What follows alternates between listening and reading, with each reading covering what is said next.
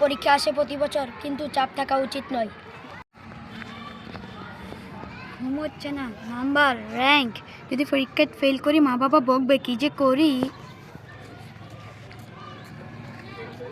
সোহেল, এবার কিন্তু নাম্বার চাই, মানুষ দেখছে।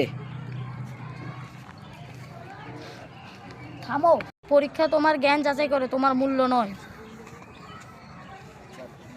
শ্বাস নাও, সময়ের উপর পরিকল্পনা করো, নিজের উপর বিশ্বাস রাখো। যদি ব্যর্থ হই?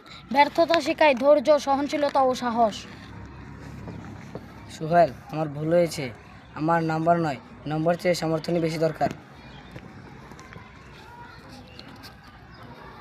দক্ষতা অর্জন করো, শান্ত থাকো, নিজেকে বিশ্বাস করো। ঠিক আছে, আমিও পারবো। কম চাপ, বেশি বেশি মনোযোগ, চাপের শিকার নয়, আমরা পরীক্ষার যোদ্ধা, সুস্থ মন, সফল জীবন।